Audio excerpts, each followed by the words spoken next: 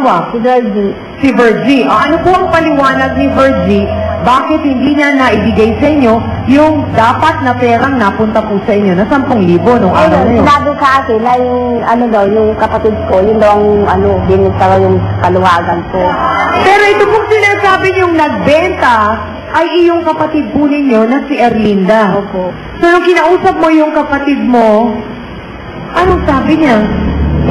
Wala. Yun lang. Sabi ko, sabi niya, babayaran din naman ako. Sabi, paano naman kako yung mga utang ko bayaran ng kuryente. Wala akong, yun na inaasahan. Yung inaasahan yung pera. Dapat narangaan mo ko yung may hawak ng kaluwagan. Wala na akong magagawa kasi wala na yung pera Hindi mo kaya magkasabwat sila? Hindi ko po alam yan. Naku po mga ka-face-to-face, ang hirap ng lagay ni Aling Yolanda. Akalain po ninyo nagbayad at naghulog siya ng tama, tapos wala naman pala siyang masusweldo. Isang malaking paliwanag po ang mangyayari ngayon dahil kasama natin ang kanyang kapatid na sinasabing di umano.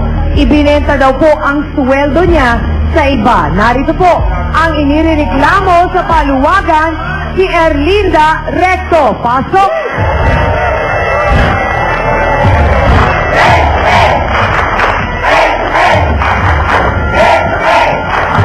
Magandang umaga po, Aling Erlinda. Narinig po ninyo yung sama ng loob ng inyong kapatid na yung kanyang susweldohin ay inunan sa tagahawak ng pera ninyo. Totoo ba lahat ang sinabi ng iyong ate Yolanda? Opo, pinakailaman ko kasi sinabi ko naman sa kanya yun. Pero, tinatanggi niya lang. So, ang sinasabi mo dito, nagpaalam ka sa iyong ate na kukunin mo. Tinatanggi niya. Nasahod akong pinakialaman mo. Alam mo yan, nababalik ka sila ang magkakabuhin tayo Yolanda. Malalaman natin ang katotohanan sa pagbabalik po ng face-to-face. Diyan lamang kayo. Sandali lamang.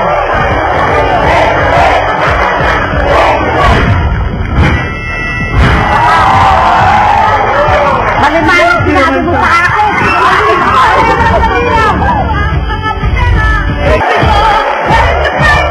Tayo po'y nagbabalik sa face-to-face mga kapatid. Si Aling Yolanda po ay dapat sumahod na sa kanilang paluwagan pero laking gulat niya nang wala na ang perang inaasahan. Ang nangyari po, naibenta pala ang sweldo niya ng kanyang kapatid na si Aling Erlinda.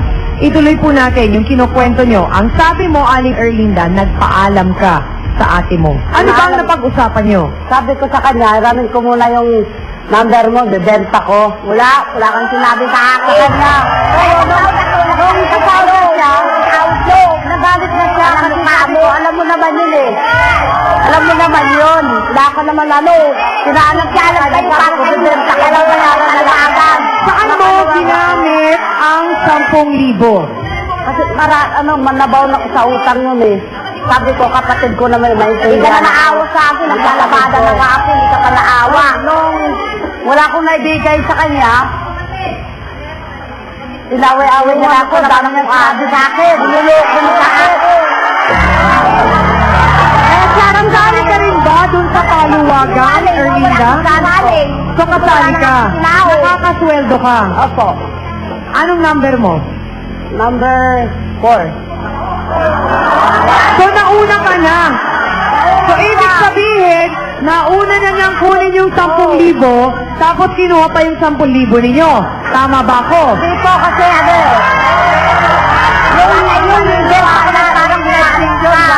Sandali lamang po, pakinggan natin si Aling Erlinda. Ano po yun? Para pong 5-6 yun, 1 month. Okay. Sabi ko sa sarili ko, sabi ko sa kanya, pagdating ng 1 month, ng number na, babayaran ko siya. Pero nataon na gipit ako. Pagdating nung yung balik sahod na, nagbigay dun sa kabentang. Mo. Yung kapitbahay namin siya, pero isa. Pero Aling Erlinda, ang nangyayari kasi dito, nagkakaroon po kayo ng ugali. Nawawala yung pera niya. Naintindihan po namin na mahirap ang buhay. Hindi ka ba naawa naman sa ate mo na Hirap na tignan mo yung kamay sa kakalaba. Sobra-sobra lang ginawa niya sa akin. Ito pa nga, oh. Sobra-sobra lang ginawa niya sa akin, eh. Dapat lang yan. Baka ngayon, babanatan ko yan, eh. Sandali lang, Aling Erlinda. Kasi dapat maunawaan niyo rin naman po na ang iyong kapatid nagagalit din at may sama ng loob dahil kayo po ang may pagkakautang. Naintindihan po ba niyo yun? Opo. Paano mo napapayag yung tagahawak ninyo na si Aling Berhinia na ibigay ang pera sa inyo? Pinakausapan ko siya. Anong sinabi Sabi mo? ko, hiramin ko muna yung number ng kapatid ko. Pero sinabi ko, pinaalam ko sa kanya yun. So, sino ang nauna mong sinabihan?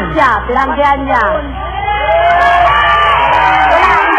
Aling Erlinda, tumanggi na pala yung kapatid nyo, bakit pinilit nyo pang kunin doon kay Aling Berhinia? Hindi, tumanggi siya. Nagsinungaling ba kayo kay Aling Berhinia at sinabi nyo pumayag ang ate nyo?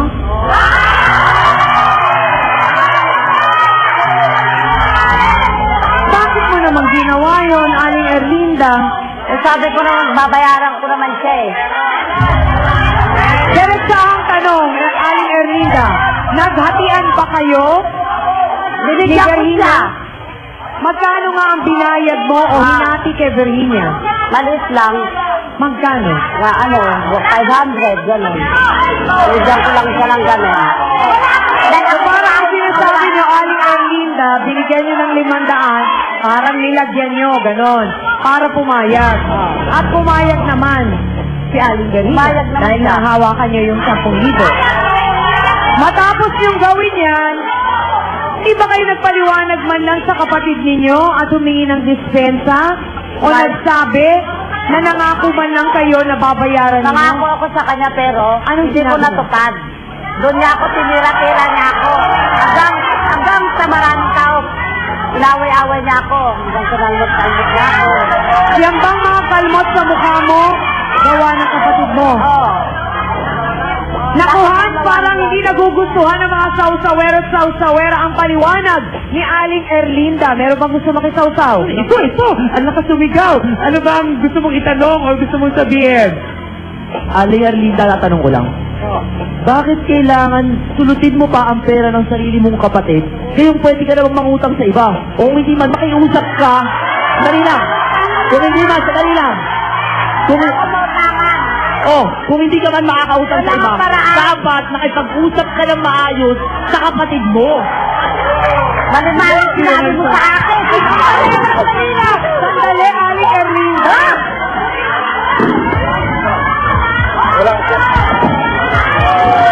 Aling Erlinda, hindi naman po tama. Aling Erlinda. Dapat nasinda mo kung matanda ka, eh.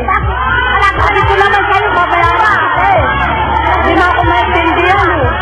Aling Erlinda, gusto ko po na pakinggan niyo mabuti ko anong sasabihin ni Attorney Acosta sa puntong ito. Ano po ba ang kaso, Attorney, na pwedeng maisampa kay Aling Erlinda dito sa ginawa niyang panggugoyo sa kanyang kapatid dun sa Paluwagan? Pagkatapos noon, inamin pa niya na binigyan niya yung si Aling Berhinia para mapapayag siya na ibigay sa kanya yung pera. Atin mo yan eh, hindi kayo papakulong yan. Pero may obligasyon ko ang ituloy sa kanya lahat yung kinuha mo. Pwede mag-file ng damages sa inyo, pero dapat mag-ayos muna kayo sa barangay. Required ang barangay.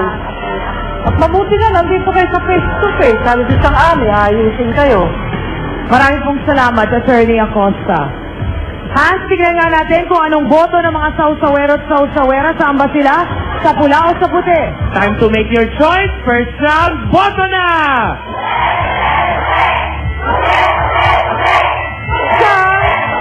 Bihirang-bihirang mangyari pero naulit na naman ngayong umagang ito. Nagkakaisa ang ating mga kapatid. Maraming salamat, Hans.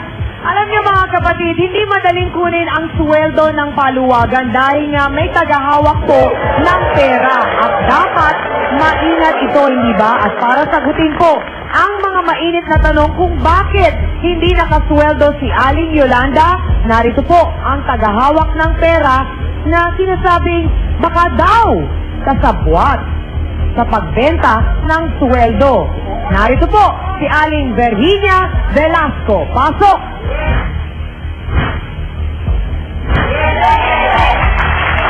Magandang umaga po, Aling Virginia. Pakikwento po sa amin, paano nangyari ang dapat na pera o susweldohin ni Aling Yolanda ay napunta po sa kanyang kapatid na si Aling Erlinda. Kasi ganito po to. Yung hawak kong paluwagan number 6 siya, dapat sasahod siya. Ngayon ginamit niya kasi nagipit.